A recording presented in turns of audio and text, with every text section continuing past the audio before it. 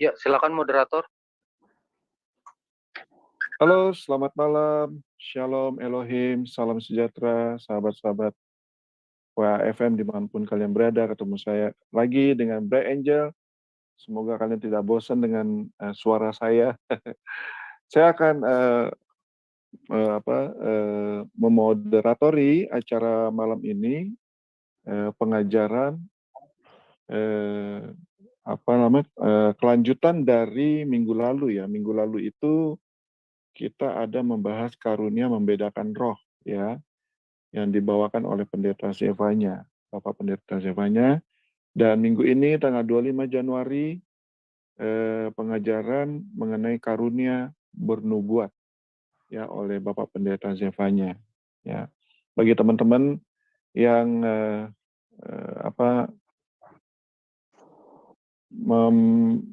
melihat acara ini di live YouTube, jangan lupa sediakan coret-coret buku karena pasti akan ada ilmu-ilmu baru yang kalian akan peroleh malam ini melalui Pak Pendeta Zevanya ya.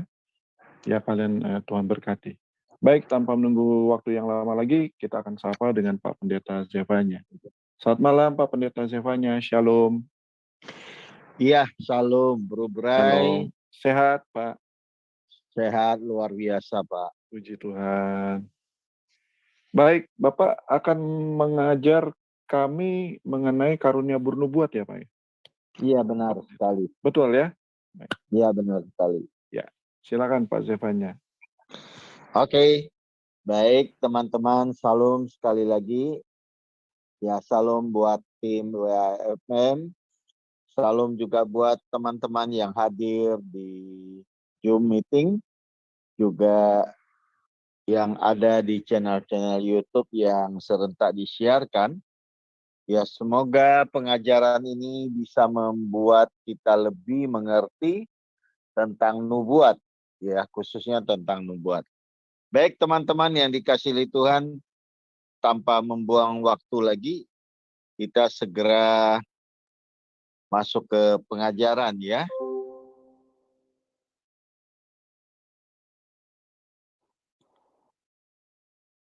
Oke teman-teman yang dikasihi Tuhan,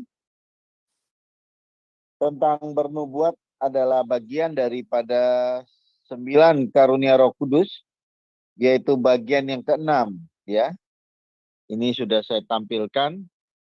Yang pertama berkata hikmat, kedua berkata pengetahuan, 3 iman, 4 menyembuhkan, 5 kuasa mujizat, 6 bernubuat. Nah, kemarin kita membedakan roh ya.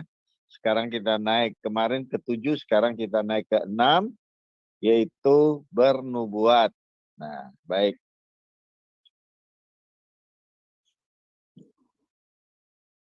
Nubuatan kitab Yoel. Kemudian daripada itu akan terjadi bahwa aku akan mencurahkan rohku ke atas semua manusia, maka anak-anakmu laki-laki dan perempuan akan bernubuat. Yoel pasal 2 ayat 28. Ayat ini terulang lagi di dalam Kisah Rasul 2 ayat 17. Sama ya bunyinya, bahwa pada hari-hari terakhir demikian firman Tuhan, bahwa aku akan mencurahkan rohku ke atas semua manusia, maka anakmu laki-laki dan perempuan akan bernubuat. Ringkasnya bahwa nubuat ini masih ada sampai hari ini. Ya. Bagaimana dari kitab Yoel sampai ke Kisah Rasul itu jaraknya jauh sekali, tetapi masih terulang. Begitu juga nubuat ini masih berlaku. Baik teman-teman yang dikasihi Tuhan, kita belajar dulu definisi nubuat. Definisi nubuat atau pengertian daripada nubuat yaitu wahyu yang diturunkan kepada nabi. Yang pertama. Kedua, nubuat juga bisa berarti ramalan atau nujum. Jadi teman-teman jangan dengar bahwa ramalan atau kata nujum langsung berpikir negatif. Ramalan juga ada yang positif, nujum juga ada yang positif. Tetapi karena dua hal ini telah dipakai oleh kuasa si jahat yang dimana memperalatkan para dukun dan para peramal, akhirnya kedua hal ini tentunya tidak lagi dipakai oleh orang-orang percaya. Tetapi pada awalnya tidak demikian, saudara. Yang ketiga, prediksi mengenai peristiwa yang akan datang. Ini termasuk nubuat. Nubuat juga dalam bahasa Inggris disebut profesi. Dan Arabnya nurbuah. Yang artinya cahaya kenabian. Nubuat harus berupa supranatural yang langsung dari Tuhan. Atau bahasa Inggrisnya infused by God. Saran daripada Rasul Paulus dalam surat 1 Korintus ayat 14, pasal 14 ayat 1 bahwa Paulus berkata bahwa kasih itu sangat penting, tetapi usahakanlah dirimu memperoleh karunia roh, terutama karunia bernubuat. Jadi ini dianjurkan oleh Paulus supaya anak-anak Tuhan selain daripada karunia roh yang lain, juga karunia bernubuat.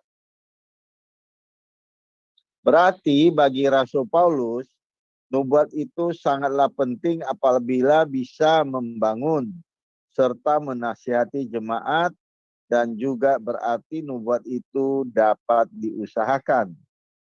Berarti tidak pasif, tidak hanya menunggu. Tapi semua karunia Roh Kudus, khususnya 9 karunia Roh Kudus, semua dapat diusahakan. Tentu usahanya itu bagaimana caranya? Ya berdoa dengan hati yang haus akan kebenaran, minta kepada Tuhan, minta agar Roh Kudus menjamah, memenuhi kita, maka secara sesuai dengan kebutuhan, maka salah satu karunia pasti akan diberikan, termasuk juga nubuat.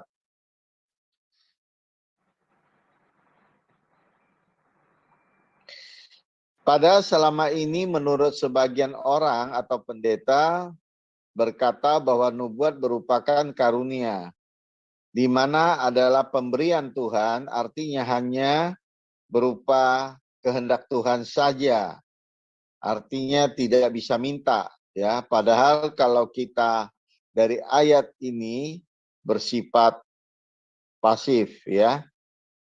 Tetapi kalau kita lihat di dalam ayat 1 Korintus 14 itu tidak bersifat pasif tapi bersifat aktif. Infus my God ini dalam pengertian bahasa Inggris ini diberikan langsung oleh Tuhan. Ada banyak cara nubuat. Ada yang Tuhan berbicara langsung kepadanya. Ada yang melalui suara pikiran, ada yang melalui suara hati, ada juga melalui penglihatan, ada juga dengan cara Tuhan sendiri. Jadi nubuat itu datang, maksudnya bisa melalui audible, pembicaraan Tuhan langsung secara audible kepada orang yang bernubuat, atau melalui suara pikiran orang tersebut, atau melalui suara hati orang tersebut, atau melalui penglihatan orang tersebut, atau dengan cara Tuhan sendiri, artinya banyak sekali cara Tuhan yang membuat sang bernubuat ini mengerti. Referensi daripada ayat tentang nubuat, ya banyak sekali di sini. Saya tulis ada 6, tapi tak mungkin kita akan baca semua, ya. Kita akan ambil 2 ayat saja. Mungkin dari pertama Kisah Para Rasul 21 ayat 8 dan 9. Saya minta dengan hormat Pak Bro Bray bisa bantu kita bacakan Kisah Rasul 21 ayat 8 sampai ayat ke-9. Shalom. Shalom, Bro Bray. Shalom. Ya, shalom. Bentar, Pak.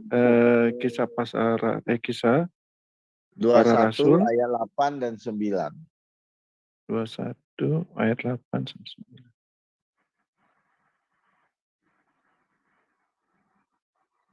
Kisah Para Rasul 21 ayat 8 dan 9. Demikian firman Tuhan. Pada keesokan harinya kami berangkat dari situ dan tiba di Kaisarea. Kami masuk ke rumah Filipus, pemberita Injil itu, yaitu satu dari ketujuh orang yang dipilih di Yerusalem, dan kami tinggal di rumahnya. Filipus mempunyai 4 anak darah yang beroleh karunia untuk bernubuat. Ya, jadi kisah perjanjian baru juga ada orang yang dikaruniakan bernubuat, khususnya anak-anak darah daripada Filipus. Anak darah itu anak wanita, itu maksudnya ya. Oke, mungkin kita lihat satu ayat lagi di dalam perjanjian lama ini ya, surat Zakaria ya. Oh, bukan, Lukas 1 ayat 67, tapi tentang Zakaria. Oke, baik. Lukas 1, 67. 67.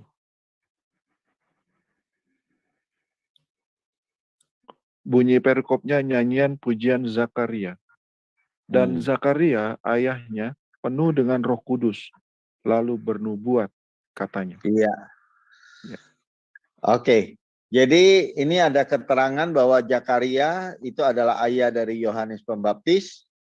Dia penuh Roh Kudus lalu dia bernubuat. Jadi ini ada ya ayat-ayat yang lain Anda boleh catat. Yang ketiga Wahyu 10 ayat 11. Lalu Wahyu 22 ayat 7. Lalu Yeremia 19, 14 dan 15. Oke, kita masuk tentang nubuat. Tentunya nubuat ini tidak semua nubuat yang Anda harus percaya. Ternyata juga ada nubuat palsu. Nah, ini penting saudara ya. Mungkin Anda selama ini dengar cuma nubuat. Terus Anda juga pernah mengalami di mana nubuat orang itu tidak tepat. Tidak tepat dalam arti kata nubuatnya tidak sesuai dengan apa yang dia ceritakan, tidak terjadi. Tapi Anda tidak berani mengatakan itu nubuat palsu. Tapi malam ini saya dengan tegas mengajarkan kepada Anda bahwa nubuat itu ternyata ada yang palsu ya. Oke, di sini juga ada 5 ayat tentang ayat yang palsu ini. Tapi sekarang kita baca beberapa ayatnya. Yeremia 29 ayat 9. Pak Bray tolong bacakan.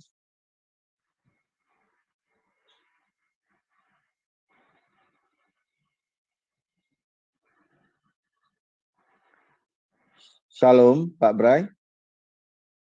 Ya, saya ngomong dari tadi ternyata di mute ya. Yeremia 29 ayat 9 ya Pak ya. Iya. Demikian firman Tuhan, sebab mereka bernubuat palsu kepadamu demi namaku. Aku tidak mengutus mereka, demikianlah firman Tuhan.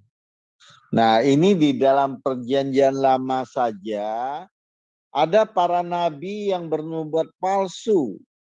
Jadi Tuhan sendiri yang berkata bahwa mereka bernubuat palsu demi namaku, kata Tuhan. Jadi memakai nama Tuhan seolah-olah Tuhan yang berbicara, tapi nyatanya itu nubuat palsu. Kata Tuhan, aku tidak pernah mengutus mereka. Demikian firman Tuhan. Oke, mungkin kita baca lagi satu lagi di Yeskiel 13 ayat 1 dan 2. Yeskiel 13 ayat 1 dan 2. perikopnya hukuman terhadap nabi-nabi palsu. Kemudian datanglah firman Tuhan kepadaku, hai anak manusia, bernubuatlah melawan nabi-nabi Israel. Bernubuatlah dan katakanlah kepada mereka yang bernubuat sesuka hatinya saja. Dengarlah firman Tuhan. Iya. Jadi ternyata nabi-nabi Israel pun bisa bernubuat palsu, ya. Bahkan bernubuat sesuka hatinya gitu ya. Oke, yang lainnya teman-teman catat aja ayatnya, Yeremia 23 ayat 26, Yeremia 5 ayat 31, Yeremia 14 ayat 14. Ya, jadi ngeri ya, ternyata ada nubuat palsu. Oke, makanya Anda hati-hati. Ya, kalau nggak salah minggu lalu kita sudah bicara membedakan roh ya. Jadi membedakan roh itu tujuannya juga supaya ketika ada orang bernubuat, ya, Anda bisa paham itu nubuat benar atau nubuat yang tidak benar. Ya. Oke, nubuat yang benar sekarang. Kalau ada nubuat palsu tentu ada nubuat yang benar ya. Oke, kita baca di dalam 2 Petrus ayat yang pertama, pasal yang pertama ayat yang ke-20. 2 Petrus 1 ayat 20. 2 Petrus 1 ayat 20. Yang terutama harus kamu ketahui ialah bahwa nubuat-nubuat dalam kitab suci tidak boleh ditafsirkan menurut kehendak sendiri. Ya. Berarti nubuat-nubuat dalam kitab suci tentunya ini nubuat benar ya. Ya, oke. 2 Petrus 1 ayat 21-nya, Pak. Satu langkah aja. Oke. Ayat 21, sebab tidak pernah nubuat dihasilkan oleh kehendak manusia, tetapi oleh Iya, dorongan Roh Kudus, orang-orang berbicara atas nama Allah. betul. Jadi ini nubuat benar ya. Dikatakan bukan dihasilkan oleh kehendak manusia, tapi kehendak Roh Kudus, sehingga oleh dorongan Roh Kudus orang itu berbicara sesuai dengan kehendak Allah. Oke, 1 Timotius 4 ayat 14. Ini tentang Timotius. 1 Timotius 4 ayat 14. Jangan lalai dalam mempergunakan karunia yang ada padamu, yang telah diberikan kepadamu oleh nubuat dan dengan penumpangan tangan sidang penatua. Iya. Jadi Paulus menasihatkan kepada Timotius jangan melalaikan karunia yang telah dihasilkan dari penumpang tangan oleh nubuat juga sidang penatua ya. Ya, yang lainnya tolong catat 1 Timotius 1 ayat 18 dan juga 1 Tesalonika 2 ayat 20 ya. Pak Oke, Zevanya bisa minta tolong nggak handphonenya dimiringin, dibuat baik. horizontal, karena layarnya nggak bagus di live di YouTube, jelek sekali. Oke, Nah, sekarang seperti sudah itu. kali ya. Oke, baik Bu. Sudah ini udah ya. Udah benar kan Bu? Ya, next time layarnya flat begini Pak, jadi supaya layarnya bagus dan pembaca bisa melihat. Kalau tadi Oke, nggak akan baik. ada yang bisa melihat. Oke, baik. Ini kesaksian tentang nubuat yang benar. Jadi satu ketika ini diri saya sendiri ya. Saya kan sering berdoa. Waktu pertama kali lahir baru itu saya sering berdoa. Ada saatnya berjam-jam berdoa dan sering sekali berkomunikasilah dengan Tuhan walaupun saat itu saya belum bisa mendengar suara Tuhan, tapi saya selalu sepihak bicara dengan Tuhan. Sampai satu ketika saya disibukkan oleh pekerjaan yang dipercayakan oleh keluarga saya, yaitu usaha furniture. Waktu itu sebelum full time ya. Tapi doa wajib tetap pagi, mau tidur, makan, itu tetap. Tapi doa secara khusus pribadi, ya doa sendiri dengan Tuhan, ya hampir kosong. Ya hampir kosong. Sesekali ada, tapi kosong. Sampai satu ketika, sebenarnya saya sadar kalau saya waktunya kok tersita banyak dengan pekerjaan, ya. Tapi apa boleh buat gitu ya. Tapi doa wajib masih. Sampai satu ketika ada seorang hamba Tuhan dari Inggris, kita ada di tempat saya, di tempat usaha saya itu di lantai 2-nya, kita selalu buat persekutuan doa. Jadi setiap Kamis malam itu ada persekutuan doa. Jadi hamba-hamba Tuhan sering direkomen oleh teman-teman, entah dari luar, entah dari Jakarta, entah lokal begitu ya. Satu hari kedatangan seorang hamba Tuhan dari Inggris. Nah, selesai ibadah, dia bilang dia mau doakan saya, si hamba Tuhan itu. Akhirnya diterjemahkanlah pakai bahasa Inggris ya, saya nggak begitu paham. Tapi setelah diterjemahkan saya ngerti, dia bernubuatnya begini. Dia bilang, Tuhan itu rindu sekali mau berbicara dengan saya, tapi sayanya terlalu sibuk, saudara. Saya waktu dengar itu saya nangis loh, saudara. Kenapa?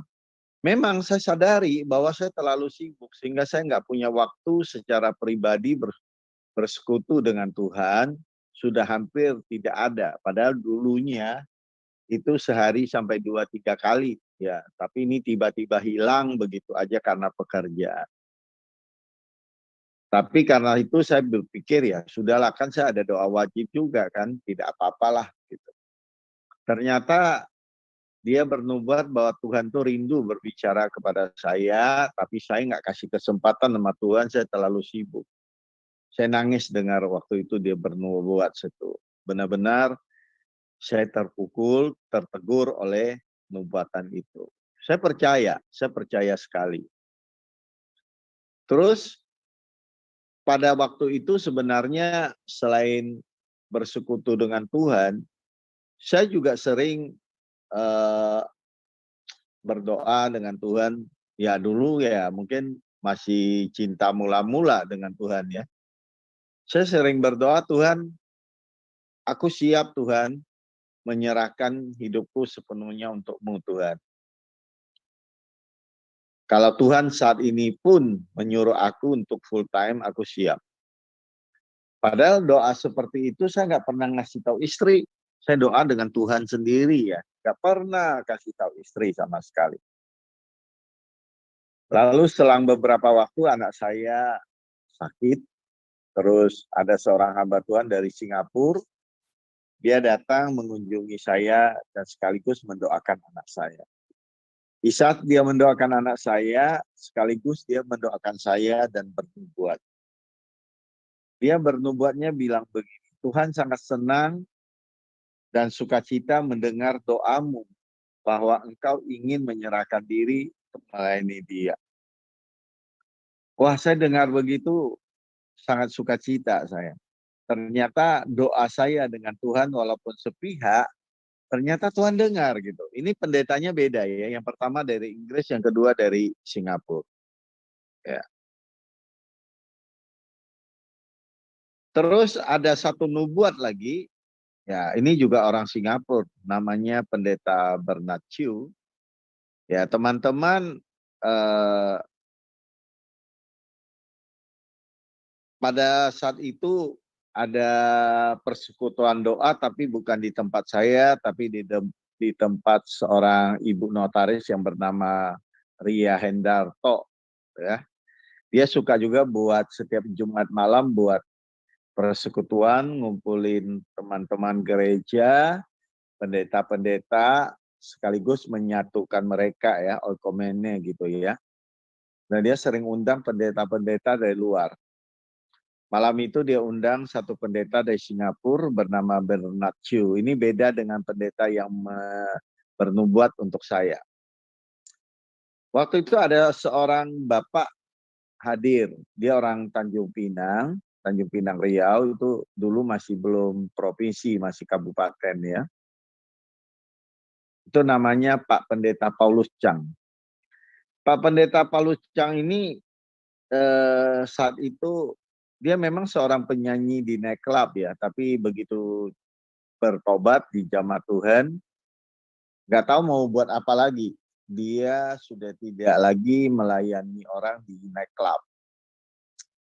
Tapi malam itu dia hadir di situ.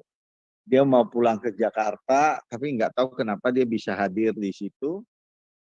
Selesai daripada ibadah, Pak Bernaccio mendoakan banyak orang, termasuk Pak Paulus Chang. Ketika dia mendoakan Paulus Chang, dia berkata begini, Tuhan mau pakai engkau dan suaramu akan didengar oleh dunia. Waduh, suaramu akan didengar oleh dunia. Nah, waktu itu kita benar-benar dengar aja sih, nggak begitu yakin ya. Kok ada, ini orang kan nggak tahu, Pak Bernaccio ini kan nggak kenal sama Paulus Chang. Dan Paulus Chang waktu itu kita juga nggak tahu dia seorang penyanyi nightclub yang baru bertobat, kita nggak tahu juga. Tapi tiba-tiba Bernaccio ngomong bahwa suaranya Paulus Chang, Tuhan akan pakai suaranya sampai didengar oleh belahan dunia ya, artinya seluruh dunia orang akan dengar suaranya gitu. Nah, dan apa yang terjadi setelah beberapa saat dia balik ke Jakarta ya, saya akan balik ya. Dia akan balik ke Jakarta teman-teman. Terus benar dia ini ya, saya tampilkan gambarnya ya, bisa lihat fotonya Pendeta Paulus Chang. Nah, ini beliau. Bisa lihat ya, Pak. Ini fotonya. Halo? Shalom, ada yang lihat fotonya Pendeta Paulus Chang? Iya, Pak. Saya pikir Paulus Chang yang di Jerman. Bukan, ini Paulus Chang. Paul Chang juga. Nah, beliau waktu itu setelah dinubuat, beliau pergi ke Jakarta. Nggak tahu kok bisa ketemu insinyur Niko. Dan akhirnya terjadi perbincangan dengan Pak Niko. Cerita-cerita dia seorang penyanyi nightclub. Suaranya cukup bagus. Lalu dia menawarkan diri. Atau Pak Niko yang menawarkan diri, saya juga nggak tahu ya. Antara mereka dua orang. Seluruh lagu Pak Niko diterjemahkan ke dalam bahasa Mandarin. Jadi lagu Mandarin rupanya. Ini dia sudah terbit kalau nggak salah 5 edisi atau berapa edisi ya. Ya teman-teman, mungkin sekaligus saya akan putar sedikit lagunya ya. Semoga bisa dengar ya. Nggak tahu nih bisa dengar nggak ya. Kedengaran nggak? Kedengaran nggak, Bu? Enggak, Pak. Enggak. Nggak kedengaran? Enggak. Ini harus di setel loh kalau gitu ya. Kemarin siapa yang bisa setting ya supaya suaranya kedengaran? Atau gini, saya kirim ke Ibu aja. Ibu yang kemarin pernah satu kali kan nggak kedengaran. Terus Kirim Ibu ke bilang, saya lagi pakai HP yang nggak ada connect WA. Itu loh Pak, share connect audionya Kecek. Pak, share audionya. Itu kan ada tanda panah tuh Pak di dekat angka tuh, yang di garis hijau ini list hijau, ada tanda panah. Bawah kiri bawah itu kiri ada bawah. arrow, ada tanda panah kecil. Kiri bawah corner. Garis itu hijau kan ada tuh Pak. Sangat tipis, ada arrow itu. Garis hijau.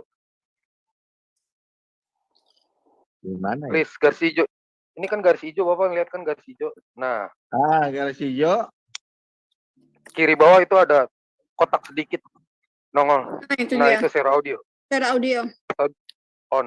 Oh. Udah ya? Oke. Coba. Sudah. Sudah bisa. Coba. 我敬爱你，我主，爱你耶稣。Saluran air di rumah sering mampet atau tersumbat. Sorry. Sudah mencoba Halo? berbagai macam metode, tapi Oke. tidak ada yang 全心全意我敬爱你。 Nah, akhirnya Ibu Pak Bebe ini Menko lagi live lakukan seluruh lagunya我 Pak 知 Niko 道 diterjemahkan dalam bahasa 爱 Mandarin. 耶稣， Nah, ini salah 一 satu 生 kita 也是 kalau 我敬爱你。 sementara itu. 我常默念你的道，不分周或月，我遵守主的话，信主的命令，因为主你是知道我此生的心愿，只是要使我能够契约主的心。 Oke, mungkin ini saja cukup ya. Maksudnya cuma sekedar buat kelengkapan kita aja. Oke, baik. Ya, kita Kalau akan pas lagi sambung lagi. kalau pas lagi puter lagu, suara Bapak nggak kedengeran, kebanting. Oh gitu, nggak kedengaran ya. Iya, dan itu nggak boleh sampai Bapak. selesai di lagunya. Kalau selesai panjang kali. Jadi Nggak kena royalti nanti, Pak. bahwa Pak Paulucang akhirnya ketemu Pak Niko lalu menerjemahkan seluruh lagu Pak Niko ya. Akhirnya dia menjadi benar-benar terkenal. Ya lagunya didengar sampai ke Amerika, kemana yang khususnya orang-orang Tionghoa lah ya. Nah itu kira-kira. Jadi teman-teman yang dikasih Tuhan, oke. Tapi ada nubuat palsu, saudara. Ada nubuat palsu tadi ya. Ya, tapi Anda nilai sendiri aja nih. Yang nubuat palsu ini nih, saya akan coba sharekan. Ini ada seorang. Kampanye, tapi ceritakan bahwa seorang ibu rumah tangga bisa berbuat Pakai nama sesuatu Tuhan buat lagi dia. Ya. Tuhan. Oke Tuhan, aku nggak mau punya iman seperti Thomas. Melihat dulu baru percaya ya. Saya mau, cuman saya nggak mau minta tanda. Kan gado-gado gitu. Oke, satu, tandanya dia pejabat. Kedua Tuhan, saya bilang. Kalau dia pejabat berarti dia orang sibuk. Saya bilang, yang gak gampang deket. Dengan gaya gaulnya sama Tuhan juga gue elu kadang-kadang ya. Saya bilang Tuhan. Anak-anak ketawa aja deh. Inilah Ibu Juli seperti ini. Apa adanya ngomong belak-belakan. Saya bilang Tuhan jangan bercanda ah. Kenapa bobo Ahok sih? Saya bilang. Ahok ini siapa Tuhan? Kalau tadi engkau katakan Ahok itu pemimpin tertinggi, orang pilihanmu, calon pemimpin tertinggi bangsa dan negara ini, berarti presiden dong Tuhan, saya bilang. Wah Tuhan, saya ketawa geli. Aduh Ahok udah mukanya minyak babi begitu ya istilahnya. Anda ini benar-benar udah cupu, katro, saya bilang. Kok Tuhan bobo nama-nama Ahok, pemimpin tertinggi bangsa dan negara ya presiden dong Tuhan. Oke Tuhan. Aku nggak mau punya iman seperti Thomas. Melihat dulu baru percaya ya. Saya mau, cuman saya nggak mau minta tanda. Saya bilang sama Tuhan, saya nggak mau seperti itulah. Tapi khusus buat kasus ini Tuhan, aku minta tanda. Saya bilang, waduh, tandanya susah-susah. Kayaknya ini bener apa enggak gitu. Saya bilang, satu Tuhan, kalau dia calon. Oke, teman-teman. Ya, ini seorang ibu rumah tangga katanya ya. Tapi dia pernah bernubuat bahwa Ahok akan jadi presiden. Dan itu ternyata tidak terjadi. Ya teman-teman ya. Nggak terjadi ya. Jadi orang suka memakai nama Tuhan. Wah ini ngeri sekali nih. Ini ibu ini pernah sampai diundang ke CK7 loh. CK7 itu gereja besar. Di mana? Ya, di Jakarta, saudara. CK7 itu Dr. Yanto ya. Itu gerejanya besar sekali. Jemaatnya aja 30 ribuan. Salah satu cabangnya yang Mandarin sering undang saya khotbah. itu Dr. Yanto. Tapi ketika Ibu Yuli ini diundang ke sana, ya saya kaget-kaget aja ya. Kenapa sih berani memakai nama Tuhan ya? Padahal intinya tidak terjadi nubuatannya. Jadi Anda sendiri yang menilai apakah ini nubuatan benar atau tidak. Anda sendirilah yang menilai. Oke teman-teman yang dikasihi Tuhan. Saya pikir saya tidak usah terlalu panjang lebar ya. Berbicara tentang nubuat. Tapi ini sekedar buat teman-teman tahu bahwa ternyata nubuat itu ada yang palsu dan ada juga Di close yang dulu benar. Pak, share screen-nya. Kelihatan semua Iya. apa yang Bapak punya punya Iya, screen. betul nih. Ini aku lagi bingung nih, Bu. Ada Mbak merah Nisa, di atas, itu klik merahnya apa di atas? Di klik handphone merah. Bapak itu ada merah paling atas. Klik merah. Stop Klik screen. merah. Ya, Ini ya? stop screen. Nggak ada. Oke, ditabrak aja deh kalau gitu. Aku keluar dulu ya. Itu Pak dari ujung Nah, oke, atas. ditabrak sama Bro Jun, udah selesai. Udah ya? Oke, masih. Nah, jadi teman-teman yang dikasih Tuhan, malam ini tentang nubuat, ya, ternyata ya seperti itu. Jadi harap teman-teman jangan terlalu cepat percaya, tapi juga jangan menolak, ya. Juga jangan menolak ya, karena apa? Karena mana tahu nih nubuatan benar dari Tuhan, ya, seperti itu. Jadi teman-teman tidak usah bingung. Sebetulnya tadi siang saya sudah hubungi Pak Paulus Chang juga. Rupanya orang tua tadi ini dia nggak pandai Zoom. Dia nggak pandai Zoom. Kalau dia pandai Zoom lebih seru ya. Saya langsung suruh orangnya membuat kesaksian ya buat kita semua gitu loh ya. Karena waktu itu dia didoakan saya hadir gitu. Dia belum kenal saya. Terakhir dia sudah terkenal jadi penyanyi rohani. Saya baru secara resmi kenal dia. Saya bilang, Pak Paulus Chang, saya kenal kamu loh. Dia bilang, kapan kamu kenal saya? Saya bilang, waktu Bapak belum terkenal, Bapak datang di sebuah persekutuan, didoain oleh seorang pendeta dari Singapura, tentang suara Bapak bisa terdengar sampai belahan dunia, banyak yang dengar. Oh iya, dia bilang, ternyata Bapak hadir ya waktu itu. Saya bilang, saya hadir. Tapi Bapak waktu disuruh doa ke depan, saya ada di situ. Cuma saya kan belum kenal Bapak, nggak tahu. Ternyata nubuatan itu terjadi beneran, saya bilang. Dan hari ini Pak Paulus Chang punya suara, sampai sekarang kan kasetnya masih ada terus ya. Masih ada, kalau cari di YouTube, boleh cari Niko Mandarin. Niko Mandarin itu udah keluar. Itu semua lagu-lagunya. Tapi gambarnya gambar Pak Niko ya. Pak Paulus Changnya nggak keluar di situ. Cuma lagunya lagu Pak Paulus Chang. Ya.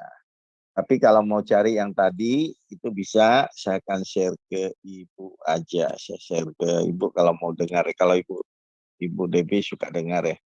Suka dengar lagu Mandarin enggak ya? Saya terus terang saya lebih suka lagu-lagu Israel atau Middle East, Pak.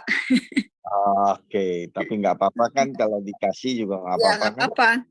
Kalau misalnya Pak Paulus yang mau masuk, sebenarnya ada apa namanya, ada link yang langsung klik bisa langsung masuk, Pak.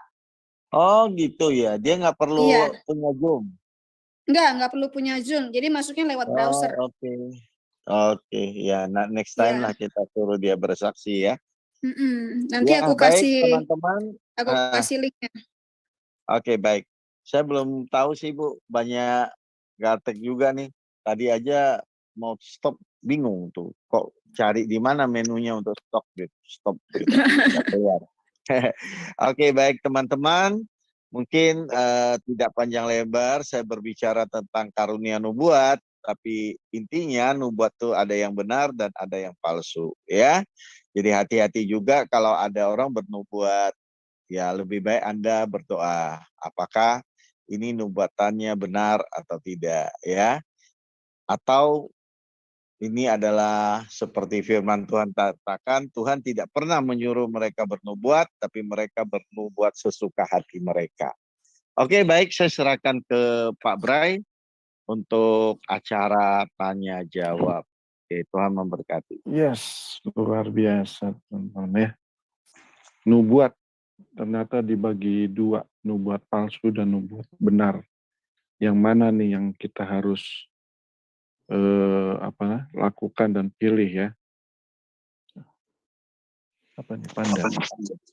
Baik teman-teman, jika ada dari kalian yang ingin bertanya, mau yang Zoom meeting ataupun yang di live chat, silakan saja. Nanti kita akan bahas dengan mengangkat tangan ya, tentunya supaya kita rapi. Pak Zevanya untuk nubuat itu bisa berasal dari mana aja Pak? Nubuat itu kan tadi udah dijelaskan. Kalau bukan dari Tuhan, berarti kan dari orangnya suka-suka hati bernubuat. Padahal itu Tuhan apakah tidak suruh. Mimpi atau apa gitu? Oh, maksudnya nubuat. Itu tadi udah dijelaskan Pak Bray. Bisa dari suara Tuhan langsung ke telinga si bernubuat, atau melalui pikirannya, atau melalui suara hati juga bisa, atau melalui penglihatan. Oh, penglihatan udah termasuk nubuat itu ya? Enggak, penglihatan sebelum diucapkan belum nubuat, tapi setelah diucapkan. Jadi penglihatan ini kan banyak Pak. Penglihatan ini misalnya kita mendoakan orang sakit, tapi kita melihat sumber sakitnya, itu bukan nubuat. Tapi kalau nubuat itu seperti ini Pak, seperti contohnya Pak Bray ketika sedang berdoa atau dalam satu persekutuan kumpulan kecil, tiba-tiba Pak Bray diperlihatkan Tuhan ada satu daerah yang di mana gempa bumi misalnya, ya. Nah lalu Pak Bray bertanya lagi sama Tuhan. Nah Tuhan mungkin kasih tahu tidak secara detail, tapi Tuhan kasih gambar lagi Sumatera misalnya. Ya udah. Kalau Pak Bray percaya itu memang dari Tuhan dan sudah dites, diuji, benar ya, ada sejahtera, ada apa gitu, ya mungkin Pak Bray di tengah-tengah persekutuan itu Pak Bray boleh ngomong bahwa saya saat ini mau bernubuat. Sekiranya nubuat ini bisa teman-teman bantu doa agar bencana yang akan terjadi di Sumatera, kalau Tuhan berkenan ya dibatalin gitu. Tapi kalau enggak ya apa boleh buat ya kayak gitu gitu. 3 hari atau 5 hari kemudian ada di Sumatera di salah satu provinsi terjadi gempa bumi seperti itu. Nah, supranatural langsung dari Tuhan tuh kayak gimana Pak? Kamu nanya tadi tentang penglihatan. Ya penglihatan itu bisa menggambarkan sesuatu nubuat. Supranatural. Oh, oke. Baik. Ya. Jadi baik, saya saksikan begini ya. Cuma saya tidak dalam kumpulan besar. Saya lagi olahraga sama anak saya di apartemen Season City ya. Nah, saya lagi treadmill loh, Pak. Jadi tidak dalam posisi doa. Saya lagi treadmill. Sementara mata saya terbuka, tidak tertutup. Ya kan lagi treadmill itu sambil jalan nggak laju, bukan lari ya, tapi sambil jalan pelan-pelan gitu. Mata saya kan masih terbuka, tapi tiba-tiba di depan saya terlihat kayak layar, terus ada tanah pecah-pecah gitu. Saya dikasih tahu Tuhan akan ada bencana, tidak bilang gempa bumi, tapi bilangnya ada bencana. Nah setelah treadmill saya ngomong sama anak saya, kayaknya Indonesia mau terjadi bencana. Anak saya tanya di mana Papa? Saya bilang saya nggak tanya sama Tuhan tadi, saya lupa nanya. Tapi pasti di Indonesia terjadi bencana, saya bilang begitu. Oh iya gitu ya Pak. Nah akhirnya kita lupa aja gitu Pak Bray. 2 hari kemudian terjadi tsunami yang besar-besaran, gempa bumi di Palu, Pak. Nah itu seperti itu bisa kalau dalam kumpulan besar, artinya dalam minimal ada 10 orang, nah kita bisa sebutkan dalam bentuk nubuat itu namanya nubuat juga itu kan, gitu. Terus selang berapa minggu atau berapa bulan ya, hal yang sama juga saya dalam treadmill lihat lagi hal yang sama.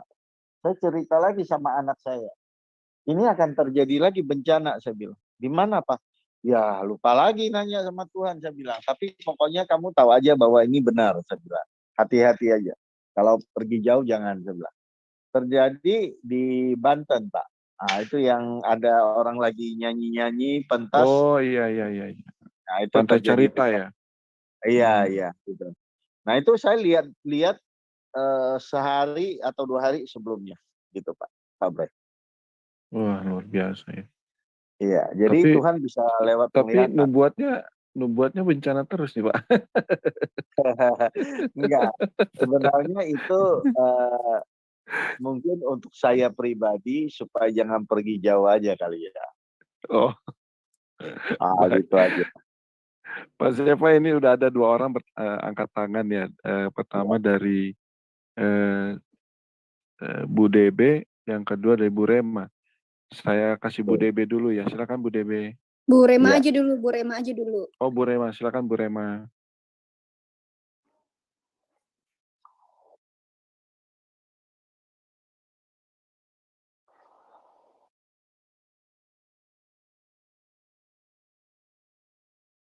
Mute-nya belum dibuka kali. Sudah. Udah. Malam Pak Jepanya. Ya. Terima kasih atas kesempatan ini. Yang saya mau tanya, saya pernah mengalami Pak, di saat saya doa, saya dikelilingi kabut putih. Ya kabut putih, kaki saya rasanya enggak di lantai lagi, terangkat. Terus di atas kepala saya itu ada sinar terang gitu Pak. Apa ya Pak ya? Saya berapa kali nanya orang tuh belum ada jawabannya. Nah, ini aja yang itu. Nah, itu bukan nubuat, Bu. Tapi itu adalah urapan ya. Ibu ditenggelamkan dalam urapan Roh Kudus. Itu bagus sekali, Bu. Itu bagus sekali. Biasanya kalau dalam suasana seperti itu, kalau ibu minta apa saja kadang-kadang dikabulkan langsung. Dengan ibu sedang ditenggelamkan oleh kuasa Roh Kudus. Jadi masuk dalam hadirat Allah yang sudah sangat dalam. Ya ibu kayak rasanya dikelilingi oleh kabut, terus kakinya sepertinya tidak injak di bumi gitu loh. Yeah. Itu namanya sedang tenggelam dalam hadirat Allah bisa, atau dalam urapan Roh Kudus. Saya mau saksikan begini, Bu. Saya mau saksikan ke Ibu Rema. Nah, sebetulnya nggak sulit untuk mendapatkannya. Saya dulu ada seorang hamba Tuhan dari Amerika. Dia tinggal di Amerika, tapi dia orang Indonesia, ya. Jadi kita berteman baik lah si hamba Tuhan ini. Kebetulan dia lebih tua dari saya juga. Nah, dia cerita, sebenarnya dia bukan ngajarin saya, dia cerita doang. Dia cerita bagaimana dia dibawa Tuhan ke dalam hadirat Allah gitu, ditenggelamkan dalam kuasa Roh Kudus gitu kan, dia cerita. Tapi dia cerita di Amerika loh, saya di Indonesia kan sambil handphone-handphonan gitu. Terus dia cerita bagaimana rasanya enak sekali, ya suasana seperti itu enak banget dia bilang. Dia ditenggelamkan seperti ada kabut mengelilingi dia dan segala macam. Nah selesai dia bicara, ya nggak lama kita udah berhenti bicara ya. Nah sudah selesai. Tapi saya rindu gitu, saya rindu. Jadi saya rindu pada saat saya berdoa, mungkin sorenya ya saya berdoa. Saya minta sama Tuhan, Tuhan saya pengen dong mengalami seperti yang Pendeta Elia ngalami, saya bilang. Yang tadi dia cerita di Amerika, dia pernah berdoa, lalu ditenggelamkan dalam kuasa Roh Kudus, dalam hadirat Allah yang dalam, yang merasakan seperti ada asap gitu-gitu. Saya cerita, saya sambil doa tuh ngomong begitu.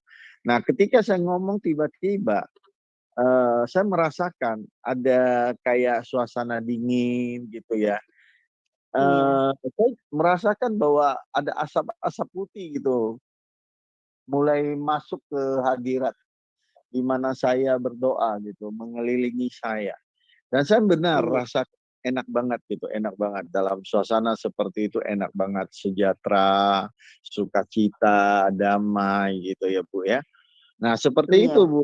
Jadi ternyata hanya dengar aja orang cerita itu bisa loh terimpartasi begitu loh. Nah itu Bu Rema. Ya semoga jawaban ini bisa Ibu dapat. Sebelumnya nanya orang nggak tahu. Iya. Gimana Makasih Bu? Pak. Jawabannya cukup membuat Ibu lebih sungguh-sungguh dalam doa, semoga begitu. Oh iya Pak, terima kasih Pak. Baru ini saya dapatkan jawaban yang tepat. Makasih Pak Yovana. Oke, Tuhan berkati. Amin. Oke Pak Bray. Baik, berikutnya Bu DB, silakan Bu DB. Iya, saya mau tanya gini, Pak Pendeta. Kalau misalnya ada yang bernubuat di gereja atau di depan orang, apa tidak seharusnya ada yang mengkonfirmasi apakah ini nubuatannya benar dari Tuhan atau tidak, Pak? Karena saya pengalaman waktu itu di gereja, ya saya tahu suami saya punya banyak karunia dikasih Tuhan. Ada seseorang yang bernubuat mengenai pendeta dari gereja tersebut dan masa depan gereja tersebut bila tidak seperti ini gitu kan, bila tidak begini. Jadi itu nubuatannya panjang sekali, dia tumpang tangan ke atas pendeta tersebut, dia tumpang tangan dan bernubuat. Dan suami saya bergetar. Terus aku tanya, kenapa? Dia bilang, nubuatannya sama seperti yang Tuhan berikan ke saya. Tapi kalau saya yang maju, maka akan dituduh dia yang akan memecahkan atau cursing apa sih? Iya, bikin heboh gereja lah, tersebut. Iya, mengutuk gereja atau mengancam gereja tersebut atau mengancam pendeta. Tapi ini orang lain yang istilahnya anak kesayangan, anak rohani kesayangan pendeta tersebut, gitu loh, Pak. Apakah tidak sebaiknya kalau ada orang yang bernubuat itu ada orang lain yang mengkonfirmasi? Saya juga pernah lihat di YouTube mengenai nubuatan, ya. Pendetanya sebelum katakan saya terima iya atau tidak, dia minta konfirmasi kepada jemaat lain yang dia tahu memiliki karunia nubuat juga, gitu. Terus orang tersebut bernubuat mirip, mungkin kata-katanya berbeda, tapi benang merahnya sama. Artinya itu nubuatan yang akan terjadi, begitu. Apa tidak seharusnya seperti itu, Pak? Ya, kan kalau yang kejadian di tempat Ibu, ya tentunya yang mengkonfirmasikan adalah suami Ibu kan, cuma tidak diumumkan bahwa nubuat itu benar. Cuma diam-diam suami Ibu cerita sama Ibu bahwa itu nubuatannya sama seperti yang dia dapat, ya kan?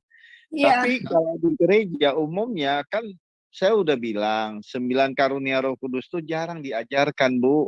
Dari mana orang bisa mengkonfirmasi? Makanya semoga dengan melalui pengajaran saya ini, maka WAFM tolong semua yang saya ajarkan itu direkam, dibagi ke teman-teman. Semoga mereka mulai belajar lagi dengan karunia Roh Kudus ini. Ya mungkin Tuhan tambahkan lebih banyak lagi, Bu. Daripada saya ngajar kan mungkin terbatas.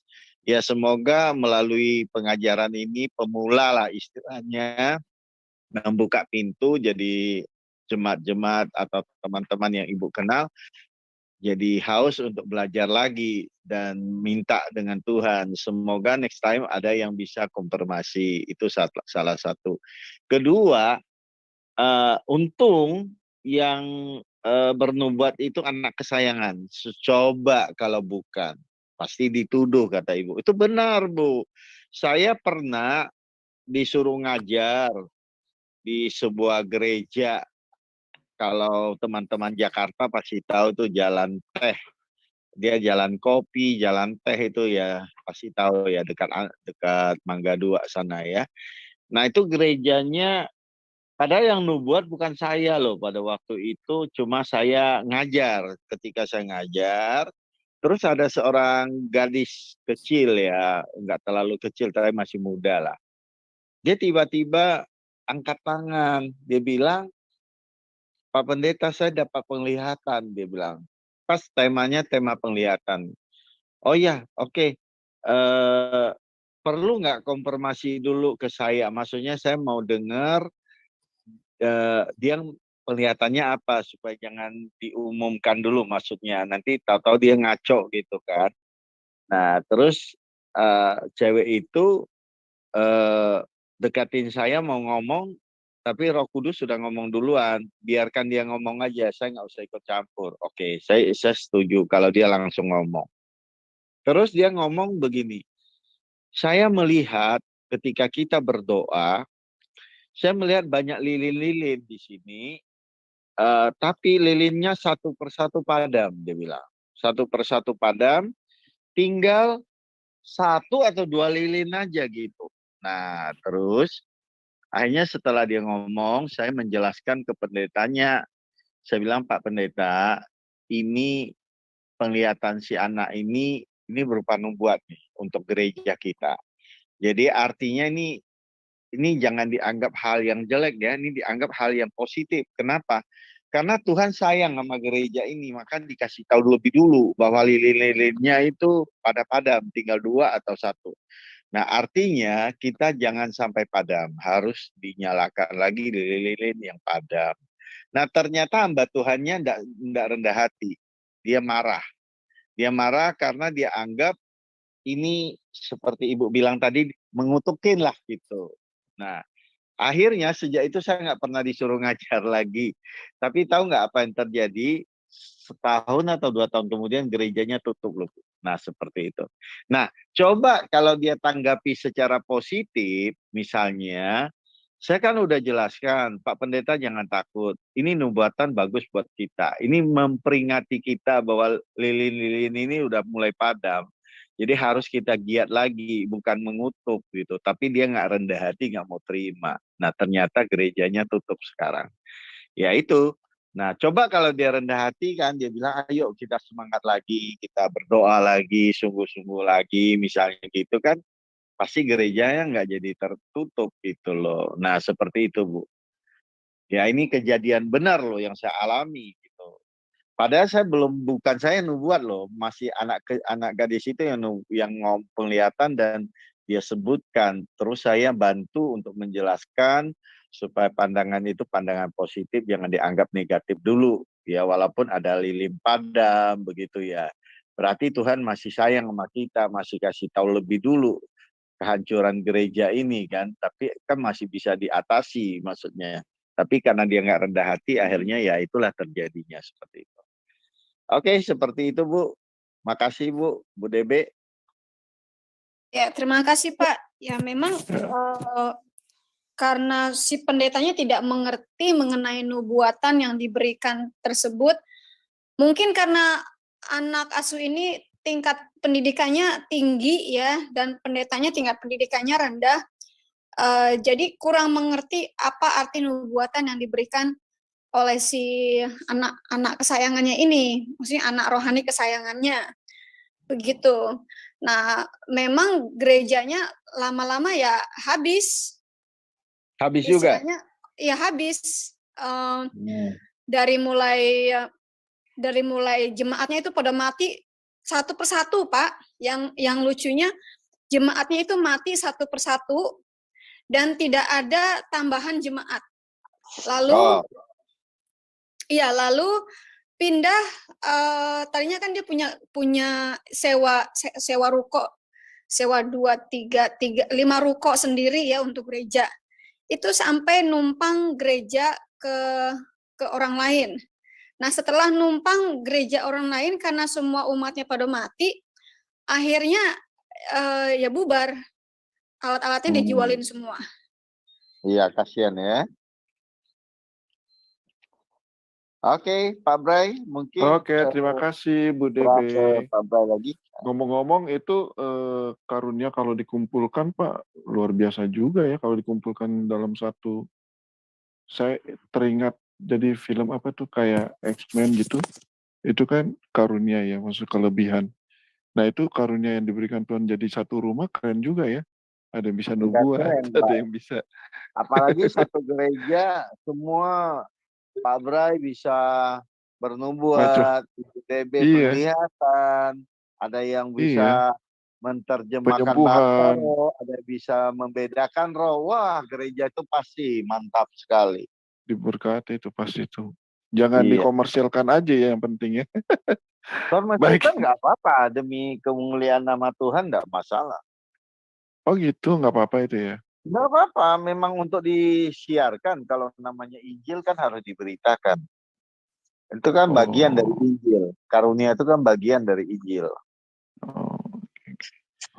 Baik, ada Pak Arya nih angkat tangan. Pak Zeva, kita dengarkan Pak Arya. Silakan. Iya, shalom bagi kita semua ya. Selamat malam. Iya, luar biasa sekali temanya Pak Pendeta. Ya,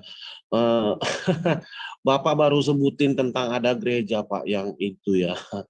Jadi saya Pak pernah Pak ketemu pendeta ya, suami istri Pak di kota saya Pak ya.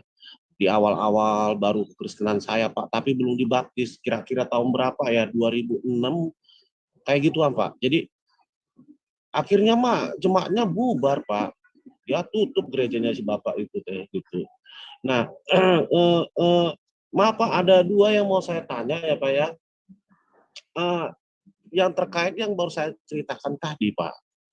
Ya, apakah tentang karunia-karunia roh ini mah sebenarnya mah perdebatan ya Pak ya. Tapi kalau kebetulan di gereja saya mah nggak masalah Pak, karunia roh yang diterima oleh jemaat Pak. Mau bahasa roh ya mau bernubuat ya, bernubuat yang nomor 1 kan gitu ya Pak ya. Secara alkitabiah mah. Iya. Nah, ini terkait dengan Pak Pendeta tadi itu kayaknya kan udah Bapak jawab tadi ya Pak ya. Kayaknya. Ya. Atau nanti Bapak tambah perkuat nggak apa-apa Pak. Ya itu yang pertama.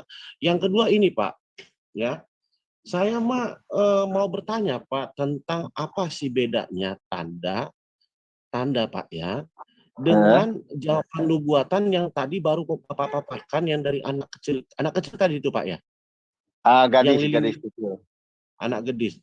Nah gini Pak, di tahun lalu di bulan 5 Mei Pak. Maaf ya Pak ya teman-teman semuanya ya. Saya mah 5 tahun jatuh dalam dosa dunia malam Pak. Dari 2016 sampai 2020 Pak. Nah 2020 akhirnya Mas saya berhasil memenangkan pertarungan. Saya mah nggak pernah lagi di Jakarta ini pergi ke bar diskotik yang sudah langganan saya Pak. Ada sekitar 5 itu Pak. Oke, singkat cerita di tahun 2022 lalu di bulan Mei, ya namanya sudah punya teman Pak, ditelepon lagi, bro, lu udah lama banget nggak muncul bro, ayo bro gabung bro, pesta lagi bro. Nah saya kembali berdoa Pak, Tuhan ini teman-teman saya ini mah terus gini, nelpon gimana Tuhan. Nah jawabannya mah di hati Pak, nggak suara lagi.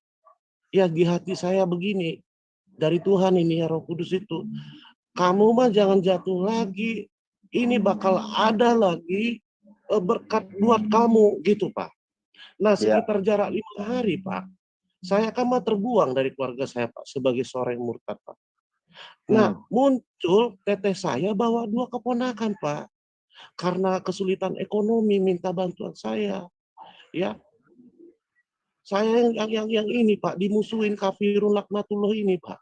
Tiba-tiba muncul Pak dari sekian banyak saudara saya itu Pak. Untuk pertama kali seumur hidup saya. Dan inilah dua ponakan ini mah sudah dalam berapa bulan ya bersama saya, dan mulai September itu juga sudah saya bawa ke gereja. Natalan kemarin juga sudah ikut ibadah Natal juga dengan sekolah minggu, Pak.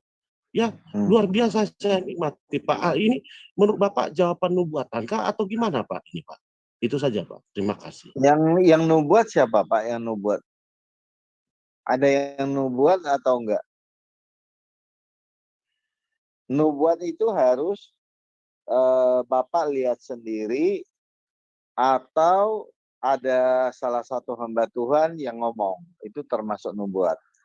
Tapi kalau kejadian hasil doa itu bukan nubuat, itu cuma jawaban doa aja. Seperti itu, Pak.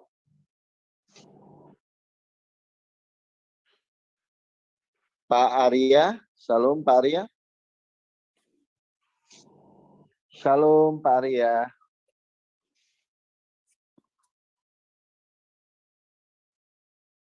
Oke Pak Bray, lanjut aja dulu. Pak Arya ke mute atau sebentar? Shalom semuanya.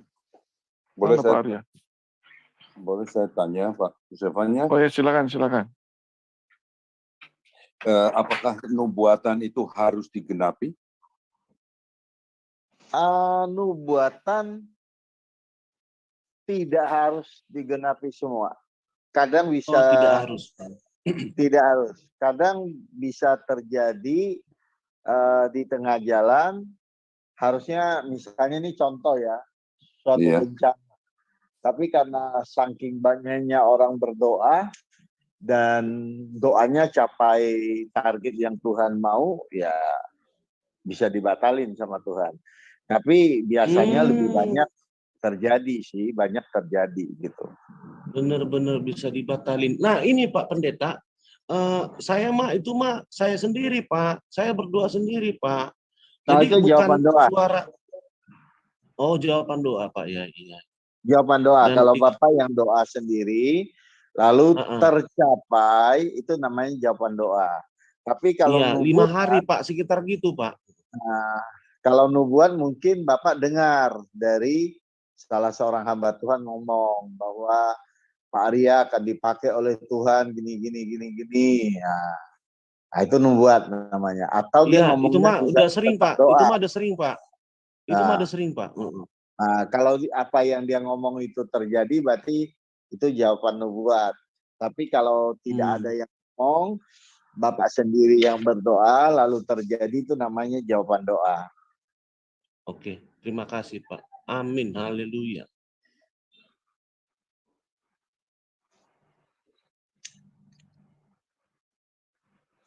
Oke, tadi Pak Pelurus ya, Pak Pelurus.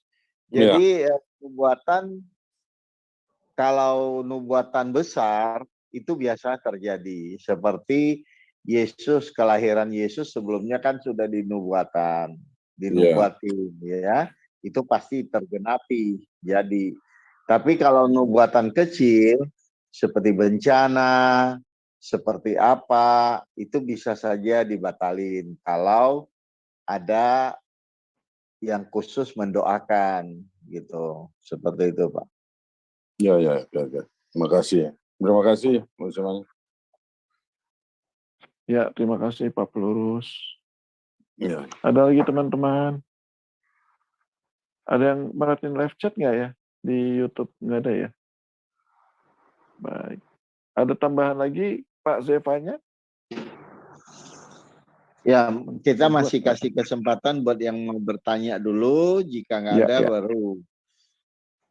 Ya, ada lagi teman-teman.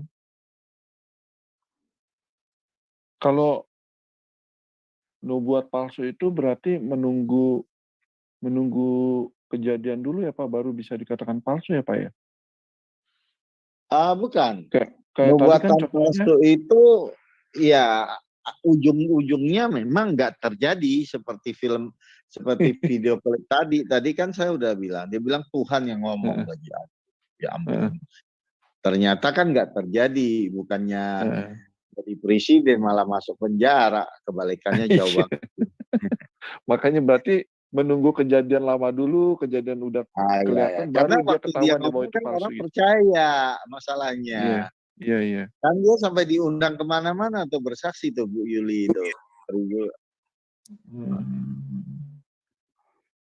Jadi Bu Juli sekarang gimana Pak jadi? Nggak tahu saya juga yang kenal dia. Pasti agak ada tekanan tuh kalau kayak begitu tuh. Iya, Karena bahaya pasti dia juga nggak kan. diundang lagi, dia nggak diundang lagi. Mentalnya langsung pasti itu. Aduh, ada sholat Kristen Ortodoks. Banyak. Ke Bu Juli itu bisa dikatakan juga sebagai beramal kalau nggak terjadi, ya kan? Ya. Peramal kan belum pasti ya. Iya. Tapi kalau peramal Pak Pelurus dia lebih jujur. Kalau dia bilang aku meramal, itu lebih jujur. Dia bilang Tuhan yang ngomong. Nah ini dia menjual nama Tuhan gitu loh. Seperti firman Tuhan tadi bilang kan, Tuhan bilang aku tidak pernah menyuruh mereka, tapi mereka bernubuat demi namaku. Nah itulah modelnya. Iya. Ini mau diterima nggak sholat Kristen nih, Ortodok? Iya, makanya itu saya yang gantung di atas. Saya nggak kenal soalnya itu. Biarkan aja lah Pak Zevanya. Kalau yang Nah kenal, ini karunia nubuat ini mungkin bisa dibilang jarang yang ada kali ya Pak Zevai. Karena menurut Pak. saya, umumnya yang paling banyak bernubuat tuh orang India, Pak. Kalau pendeta dari India, dari Afrika, itu sering kali bernubuat. Oh gitu. Amerika juga. Pokoknya intinya yang kayak Amerika, Singapura, itu tipe-tipe mereka tuh suka bernubuat. Tapi kalau di Indonesia kayaknya agak kurang memang. Lebih banyak kayaknya penyembuhan ya Pak. Bernubuat. Biasanya dari Afrika, dari Singapura, dari Amerika itu suka. Setelah dia khotbah, dia langsung bernubuat. Baik ya, teman-teman. cuma nubuatannya apa benar apa tidak kan begitu. Nah iya betul itu. Nah kan, seperti pendeta Bernard Chiu, dia bernubuat untuk Paulus Chang kan, suaramu akan didengar oleh belahan dunia. Ternyata betul lah itu. Itu Bernard Chiu juga yang saya sebutkan waktu dia bilang ada orang bisa menafsirkan bahasa roh. Pak Ibrahim masih ingat. Itu Bernard Chiu juga orang. Cuma nah kalau beliau gini Pak, sayang beliau udah meninggal. Oh. Nah kalau misalnya kalau wajahnya lucu Pak, dia itu albino. Bapak tahu albino? Oh iya tahu. Kulitnya putih dia gitu ya. Tapi albino gitu. Jadi kayak orang barat gitu ya, kayak apa putih-putih mukanya, iya, matanya putih gitu. Matanya biru ya. Nah, albino itu kenapa ya? Saya nggak ngerti juga penyakit apa itu ya. Gen itu apa? Kekurangan pigmen Pak. Iya pigmen. Itu pendeta itu dulu waktu dia masih hidup, saya dekat sama dia. Kalau dia datang saya suka ajak dia makan lah, ngopi lah, sambil belajar. Nah Pak, kalau misalnya nih di gereja kan suka ada tuh yang berdoa, misalnya saya melihat di ruangan ini ada yang sedang ikut ujian PNS, CPNS, dia akan lulus nih, pasti lulus masuk PNS. Nah itu termasuk nubuat juga Pak? Ya itu nubuat kecil. Tapi itu gabungan dari penglihatan. Oh gitu. Di gereja tuh suka kayak begitu Pak? Iya, itu vision. Kalau saya ngomong tuh vision. Ya vision Pak, vision. Ya. Vision ya. Bukan nubuat ya itu ya, bukan. Dia termasuk nubuat tapi nubuat kecil. Tapi dia kan buat perorangan aja, bukan buat bangsa atau daerah gitu. Ada yang kan buat bangsa untuk buat daerah gitu. Oke. Iya kadang-kadang suka ini kita ajarkan Pak Bray adalah tujuannya supaya memahami nubuat itu ada yang asli, ada yang palsu. Jadi hati-hati gitu, jangan terlalu percaya juga dengan nubuat, jangan juga menolak. Saya paling aneh itu Surabaya. Surabaya jemaat Tuhan tuh semua rata-rata gila nubuat. Kalau ada pendeta yang pintar nubuat itu diundang kemana-mana. Tapi kalau pendeta yang ngajar, khotbahnya bagus atau apa, malah tidak diundang. Tapi kalau yang ada bisa bernubuat tuh langsung diundang gitu. Itu di Surabaya seperti itu.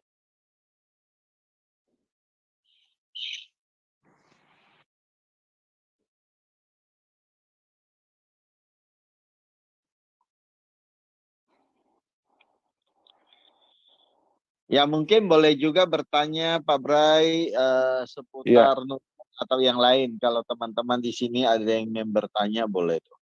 Ya. Kalau misalnya nanyanya di luar dari ini boleh nggak Pak? Boleh lah, kalau saya bisa jawab saya akan bantu jawab. Ntar Pak saya pindah ruangan dulu. Tapi gini Pak, saya juga pernah bilang gini, pernah ada orang bersaksi gini, bro, kayaknya kamu dalam 3 hari ke depan akan ada keberuntungan besar deh. Coba deh nanti perhatikan 3 hari ke depan. Gitu. Itu termasuk nubuat, Pak. Terus terjadi.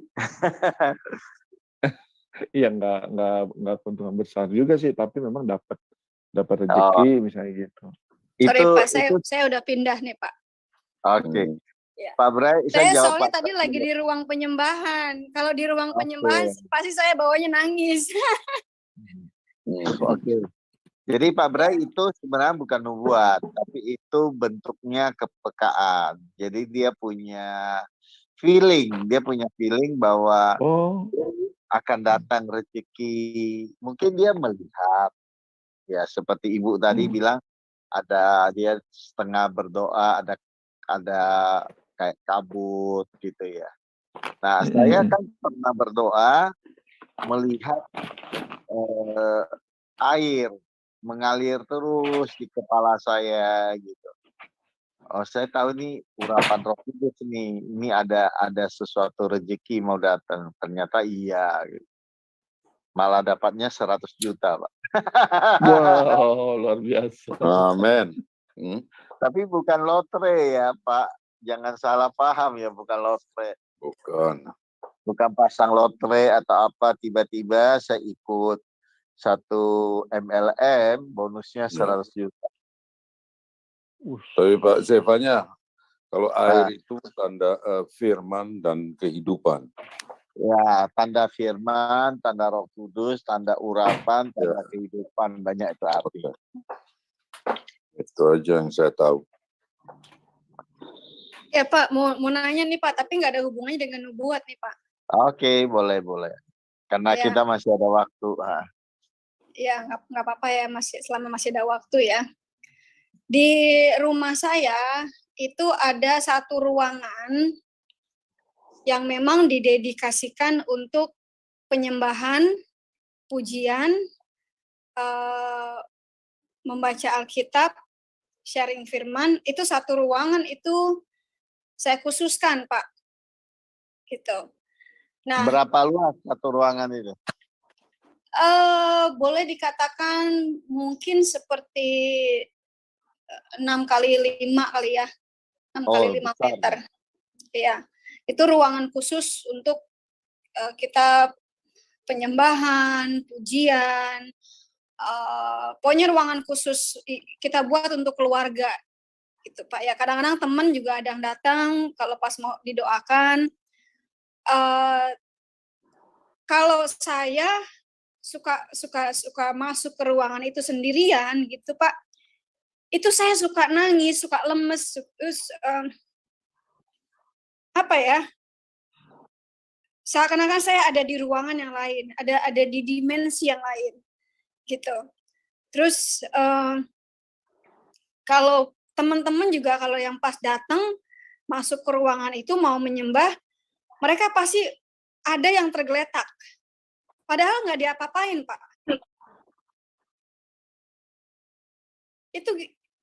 itu gimana ya Pak? Maksudnya saya jadi nggak pengen disebut kayak ruangan angker gitu loh. Tapi memang suasananya berbeda dengan suasana di di kamar-kamar kami yang lain, Pak.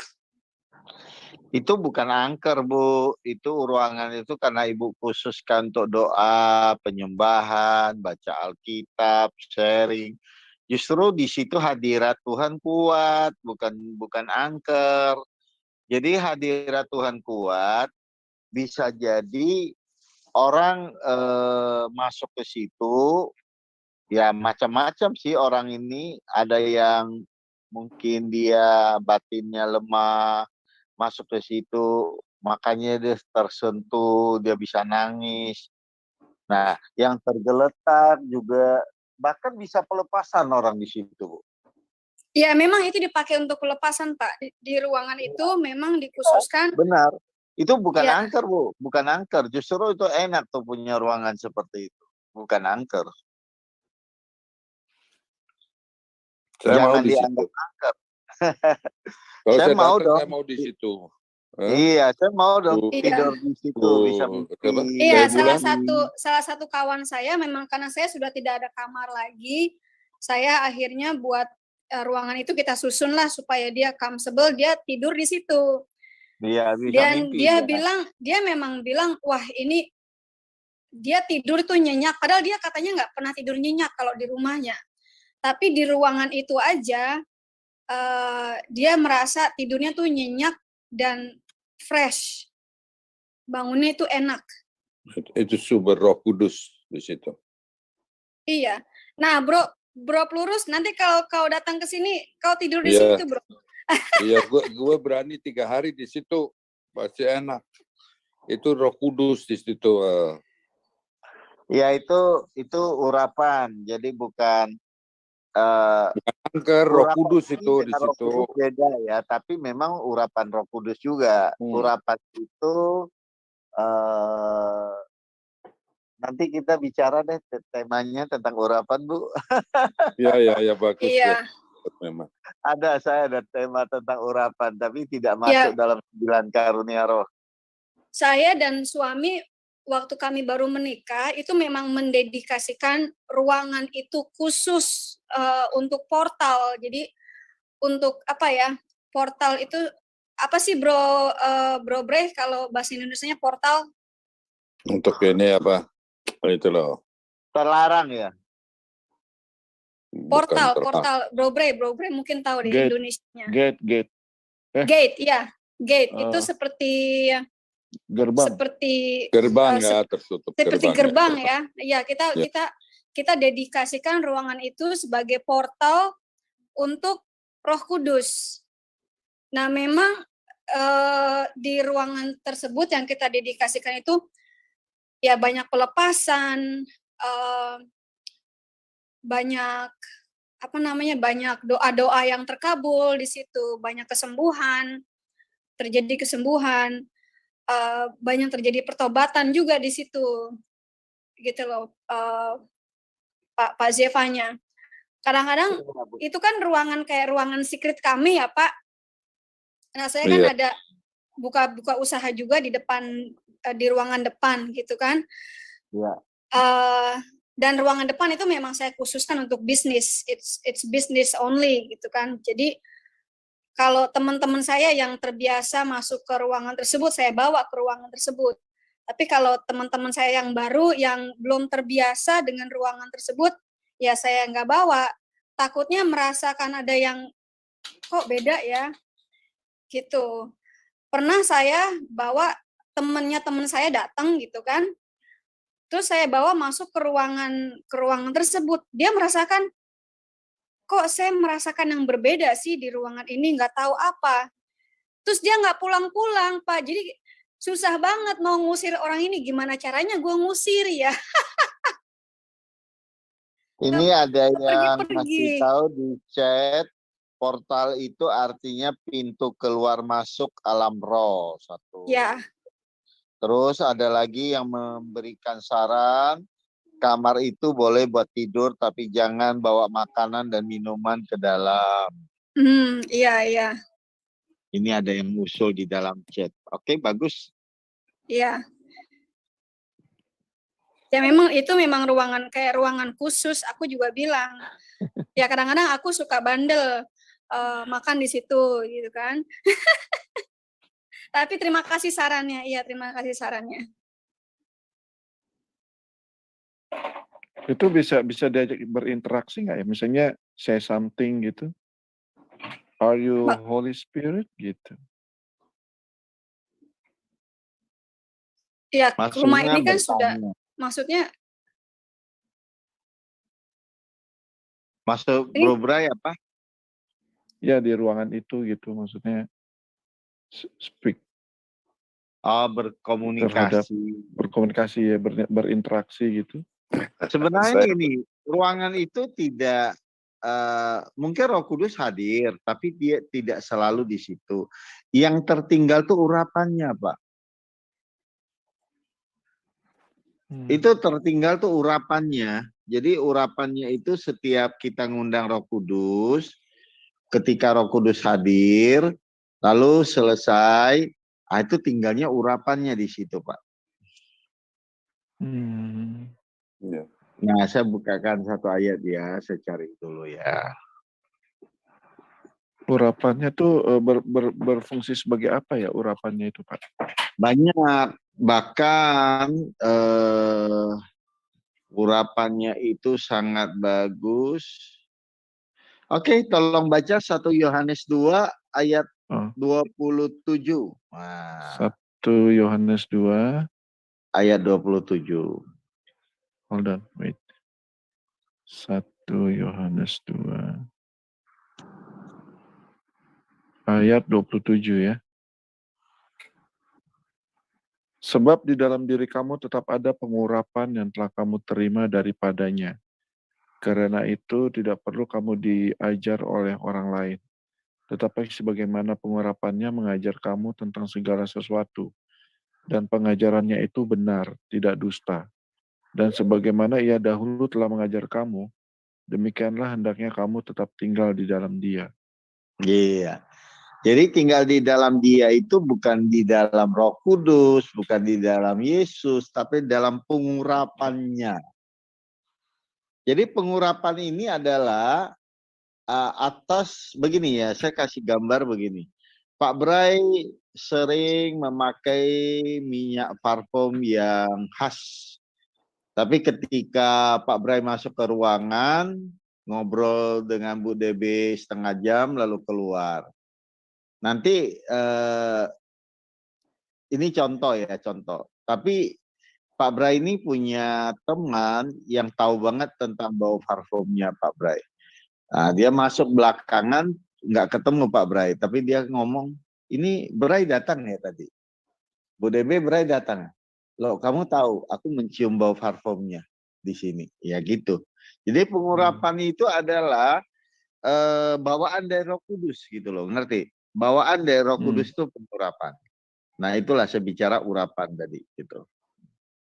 Tapi ayat ini kayaknya mengenai antikris deh, Pak. Jadi karena kan karena itu tidak perlu kamu diajar oleh orang lain. Enggak ya? Enggak, maksudnya jadi mungkin dia pengurapannya untuk mengetahui perbedaan antara yang menyesatkan dan tidak gitu. Ya, semua di situ, Pak. Pengurapan itu bisa ngajar kita, bahkan ilmu-ilmu hikmat kita itu banyak belajar dari pengurapan Roh Kudus gitu. Paham? Jadi gini, pengurapan itu adalah bawaan dari Roh Kudus. Jadi ketika kita dipenuhi Roh Kudus melalui tumpang tangan, kita pikir Roh Kudusnya tinggal terus di dalam diri kita. Memang kita harap begitu, tapi kadang-kadang enggak juga kan.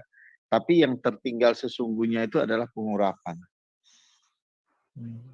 Makanya di sini dikatakan sebab dalam dirimu tetap ada pengurapan yang kamu terima daripadanya. Nya itu huruf besar.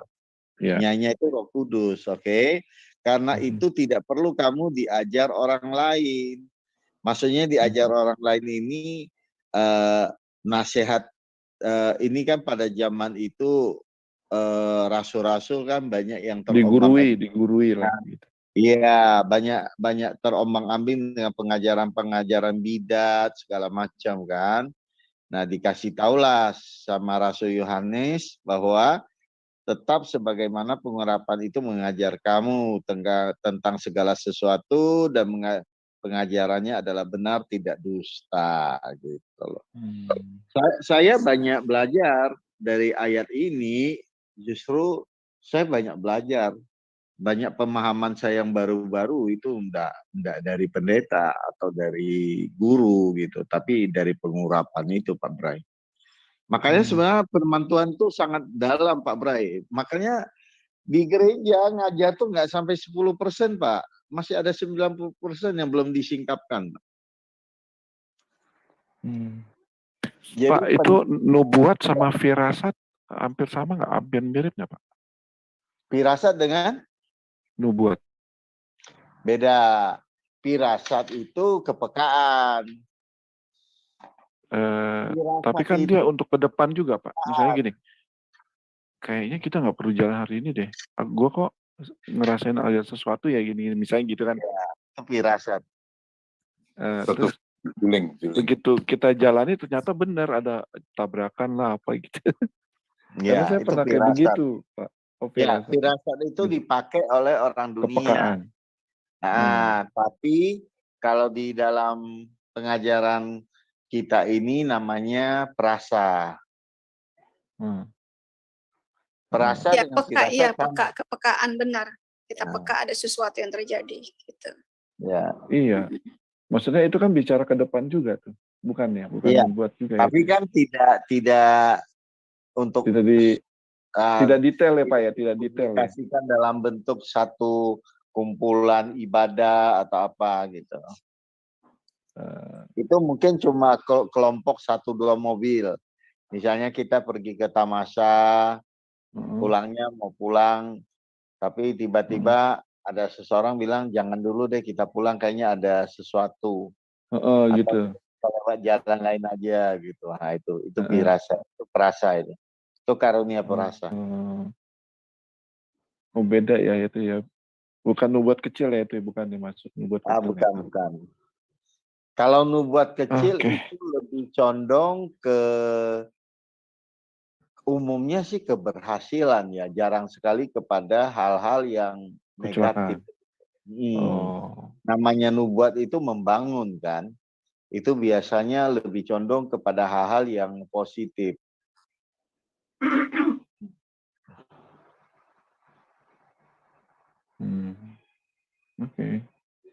Oke, teman-teman, ada lagi yang mau bertanya? Sudah setengah 11 ini. Dewi pulang, itu di live chat tuh ada komentar tentang saya tuh. private chat. Saya ketawa. Bro Panda.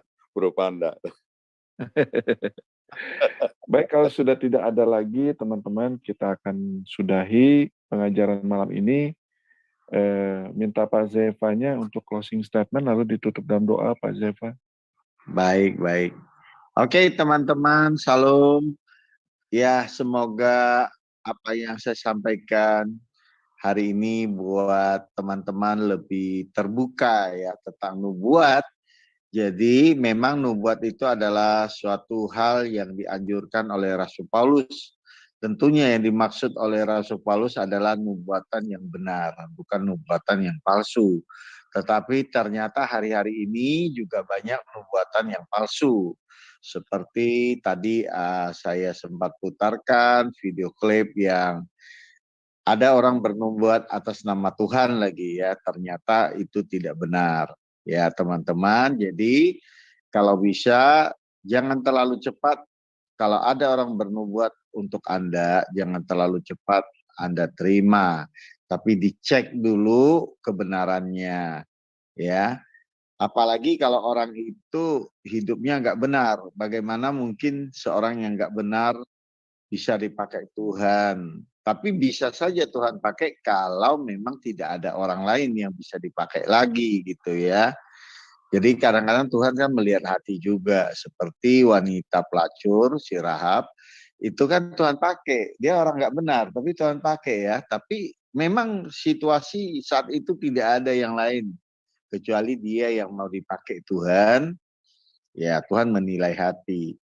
Tapi kalau orang yang maksud saya nggak benar itu misalnya berhari-hari mabuk, ya berhari-hari suka nipu, ya pokoknya semua ngomongannya nggak bisa dipercaya lalu tiba-tiba bernubuat. Nah, Anda harus hati-hati. Ya, nubuatannya itu perlu diuji dulu gitu ya. Jadi intinya adalah jangan kita menolak nubuat, juga jangan kita terlalu cepat menerimanya sehingga nanti kita kecewa ternyata apa yang dinubuatkannya tidak terjadi. Ya seperti itu ya teman-teman, tapi tetaplah giat dalam Tuhan untuk belajar karunia-karunia Roh Kudus. Ya demikian saja closing statement saya. Mungkin saya lebih enak malam ini tergerak untuk manggil Pak Pelurus untuk doa penutupnya deh. Ya Pak Pelurus, siap Pak Pelurus? Oh, nggak siap saya Pak. Aduh Pak Sifanya aja dah. Jangan nolak berkat Pak. Iya tahu Pak. Oke lah, Ibu DB aja ya Bu DB. Tolong doain ya. Bu DB, shalom. Oke. Bapakku di surga, terima kasih Engkau telah bersama kami dari awal kami bangun tidur sampai akhirnya nanti kami akan pergi kembali tidur. Bapak terima kasih materi yang sudah Engkau berikan melalui guru kami Pak Pendeta Zefanya. Bantu kami untuk bisa mengerti dan Bapak kami meminta masing-masing kami menerima urapan-Mu, masing-masing kami menerima karunia-karunia yang Engkau akan curahkan kepada kami. Kami meminta karunia Roh Kudus, kami meminta karunia bernubuat terutama karena Engkau mengatakan di dalam firman-Mu 1 Korintus 12 bahwa nubuatan karunia yang terutama adalah karunia bernubuat. Maka Tuhan kami merendahkan hati kami agar kami menerima karunia nubuat tersebut dan kami meminta kepada Engkau kami diberikan karunia nubuat tersebut Bapak. Kami juga meminta karunia kesembuhan, kami juga meminta karunia mukjizat, kami juga meminta karunia penglihatan, kami juga meminta karunia wisdom, karunia knowledge, kami juga meminta karunia faith, karunia iman, dan karunia gift, karunia pemberian dalam nama Yesus. Kami meminta Bapak, dan kami percaya bahwa kami sudah menerima karunia-karunia tersebut. Hamba berdoa khusus untuk Pak Pendeta Zefanya agar Engkau perluas pelayanannya, perluas jangkauan pelayanannya sampai ke seluruh dunia. Hamba meminta Engkau gunakan Pak Pendeta Zefanya ini untuk pengembangan gereja-gereja, untuk berkembangnya the body of Christ, untuk saling menguatkan in the body of Christ. Bapakku yang di surga, berkati pelayanannya, berkati mulutnya, tangannya, keluarganya, anak-anaknya, rumahnya, pekerjaannya, dan apapun yang dia jamah. Bapakku yang di surga, hamba meminta Engkau lindungi kami yang ada di sini, perlindungan khusus untuk kawan-kawan apologet yang ada di WAFM ini Bapak. Karena kami senantiasa menerima serangan dari si jahat, baik itu serangan melalui roh, serangan dari mulut, ancaman-ancaman, bahkan serangan fisik. Bapakku yang di surga, hamba tutup bungkus kami semua yang ada di sini, juga kawan-kawan yang ada di live chat, dengan darah-Mu yang kudus. Dalam nama Yesus, mari kita ucapkan haleluya. Amin. Amin. Ya, makasih Bu DB untuk doanya. Oke teman-teman, sebelum tutup atau kita berdiskusi santai, Jumat tanggal 27 ini kita lanjutin okkultisme bagian kedua. Dan tanggal 1 Februari persis minggu depan Rabu, tema kita adalah kuasa mukjizat. Ya, oke, Tuhan memberkati. Saya serahkan ke Pak Kai. Ya, terima kasih teman-teman sahabat WAFM dimanapun berada. Sampai ketemu di minggu depan yang disampaikan Pak Zeva tadi ya, di acara yang sama setiap hari Rabu. Saya dengan Mbak Angel mohon pamit izin. Tuhan berkati. God bless you all. See you.